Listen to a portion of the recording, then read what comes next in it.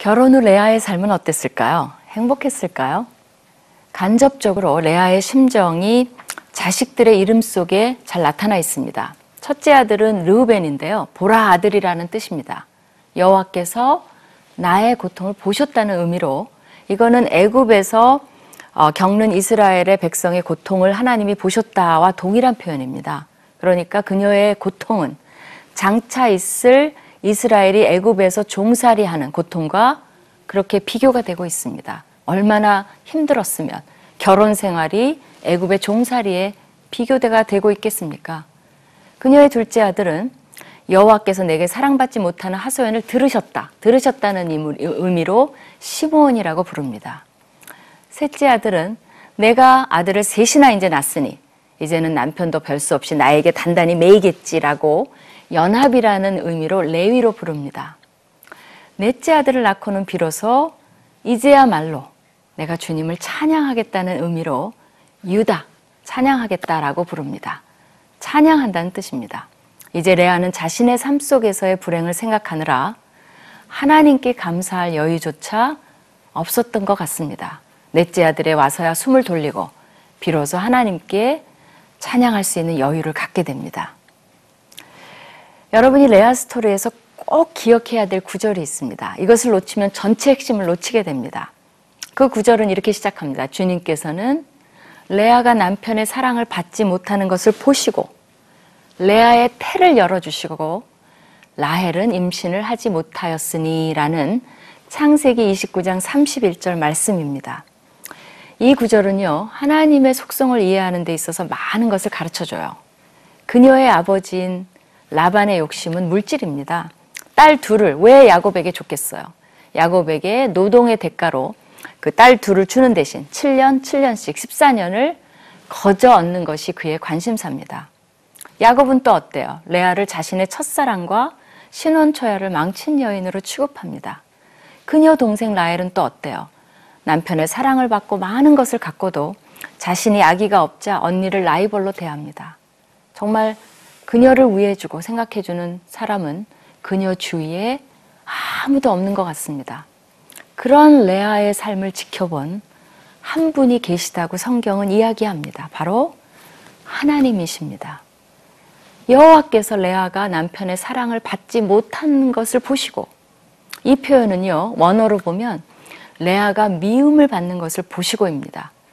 야곱은 레아를 미워합니다. 하나님은 이것을 보시고 알고 계셨습니다. 레아의 삶에 유일하게 관심을 갖고 계셨던 분은 가족이 아니라 하나님이셨습니다.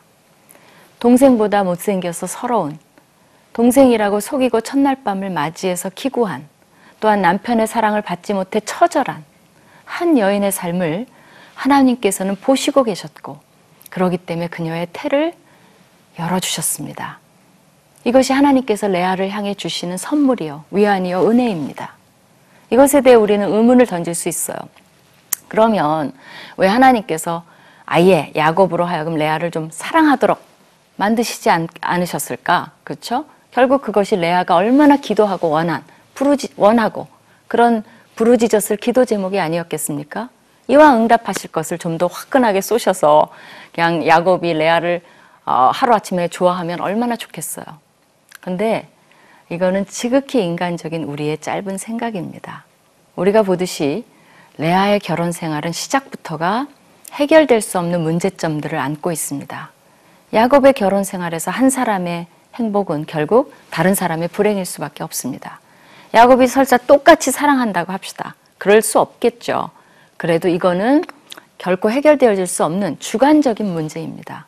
그렇기 때문에 때로 우리가 인간적으로 저질러 놓은 실수를 하나님께서 책임지라고 그렇게 애원하고 때로는 원망하기보다는요, 그럼에도 불구하고 우리 일들은 막 꼬이는데, 우리 때문에 꼬이고 딴 사람 때문에 꼬이고 인간적으로 꼬이는데, 그럼에도 불구하고 그 속에서 베푸시는 하나님의 돌보심과 은총을 발견해야 합니다. 사랑받지 못하는 여인에게 하나님이 선택하신 위로와 은혜는 자손의 축복이었어요. 이것은 그 당시의 여인들에게 최고의 복이었습니다. 사무엘서의 한나는 자식이 없어서 처음부터 얼마나 불행해합니까? 그리고 공평하게 라헬의 태는 닫으십니다. 하나님의 역사가 묘하지 않습니까? 이것뿐이 아니에요. 궁극적으로 레아는 그녀의 자녀인 유다를 통해서 메시아가 탄생하는 특권을 얻게 됩니다. 레아가 잘 나가서가 아니라 순수히 하나님의 은혜 때문에 그렇습니다. 이것을 보면서 여러분은 때로 여러분의 기도와 한숨과 슬픔이 여러분이 원한 방식으로 응답이 안 되더라도 그거 아니면 안 된다 하시지 마시고 주위를 한번 돌아보세요. 거기에는 반드시 하나님의 방식으로 주시는 은혜와 안위가 있을 것입니다. 우리는 너무도 그런 것을 많이 간과해요. 레아가 원한 것은 야곱의 사랑이었기 때문에 자식을 주심으로 주시는 위로는 레아 자신도 뒤늦게 발견했던 것입니다.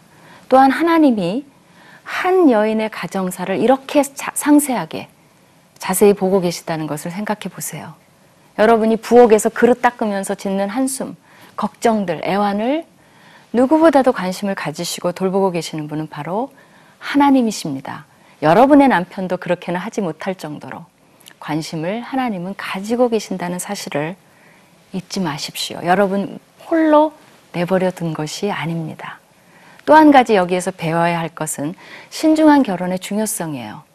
레아의 삶을 통해서 우리에게 보여주는 것은 잘못된 결혼이 가져오는 슬픔과 비극입니다. 물론 레아와 야곱의 결혼은 두 사람이 의지적으로 선택한 것은 아니에요. 그래도 그것을 통해서 처음부터 문제가 있는 결혼 생활의 불행한 면을 잘 보여줍니다.